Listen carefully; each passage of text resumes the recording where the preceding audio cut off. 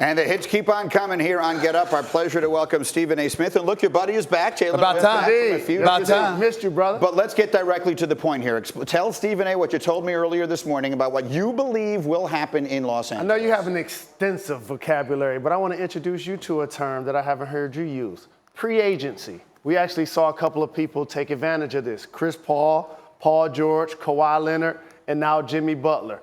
Year prior or so of their contract, allowing the team to know that they don't plan on re-signing, so you might as well move me. I anticipate Anthony Davis, after this year, is going to do the exact same thing to try to navigate himself to be in Los Angeles with LeBron James. Well, I think for the most part, I think you're right. I definitely think that he wants out.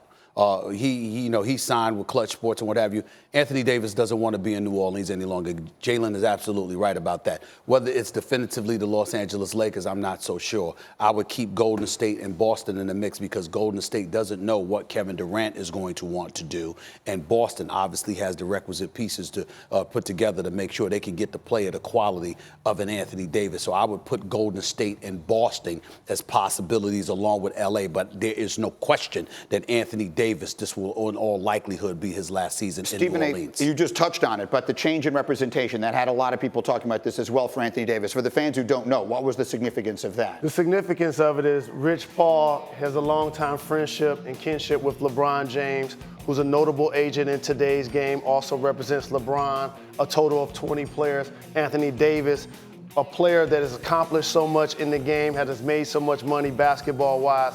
For him to make a change at this point of his career obviously signifies that that's going to be an end to his current situation in New Orleans. And so, Stephen A., if you were looking at Los Angeles and you're thinking, how does LeBron get them from where they are to a championship team? Is the single best player he could get there Anthony Davis? Of everyone in the league, would that be the single best piece? No, it would be Kevin Durant. It would be Kevin Durant instead of Anthony Davis. It's not to say that Anthony Davis isn't good for 28 and 11. This brother is surreal. He's big time, one of the top 3 or 4 players in the world. But when you look at the skill set that LeBron brings to the table, I think what complements him best is a sniper, long range, as opposed to somebody that can just put 28 and 11, scores inside and out. It's not to say that Anthony Davis can't shoot threes. He shoots 30% from three-point range for his career, 34% last year from three-point range. But when you look at the sniper-type skills that a Kevin Durant and a Klay Thompson have, the bottom line is that's a better fit for the skill set of LeBron James than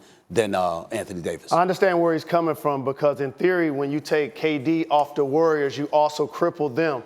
And we talk about players leaving the Warriors. Some of them, when we talked about on this show, could possibly be replaced. Like before, Stephen A. mentioned Klay Thompson, but we underestimate the fact that they could replace him.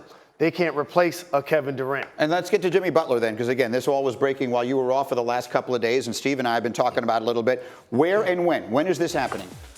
Sooner the better. If the owner stops speaking, that doesn't help you move a player of Jimmy Butler's caliber and get a good deal in return. When he comes out and lets the organization know Tom Thibodeau would like for him to stay, the relationship is totally fractured.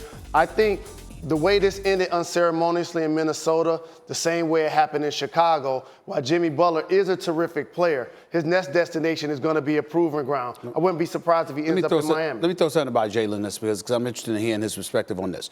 Jimmy Butler is a star. He's an all-star, but he's not a superstar.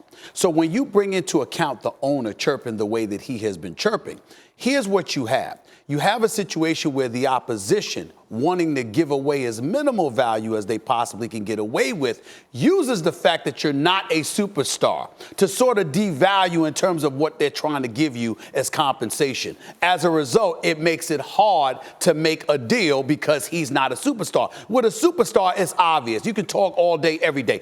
This person's a superstar. This is what we want for him, period. But because he's a star, but not necessarily a superstar, it's subject to interpretation as to what he would mean to a particular team. And as a result, they use that as an excuse to sort of devalue him to such a degree for the purposes of a trade. That is the challenge that Tom Thibodeau and the Minnesota Timberwolves have available to them right now. And the challenge for Jimmy Butler is he wants to be moved to catapult himself from stardom to superstardom. That's why if you notice the team that he's named, none of those guys have current all-NBA caliber players on them.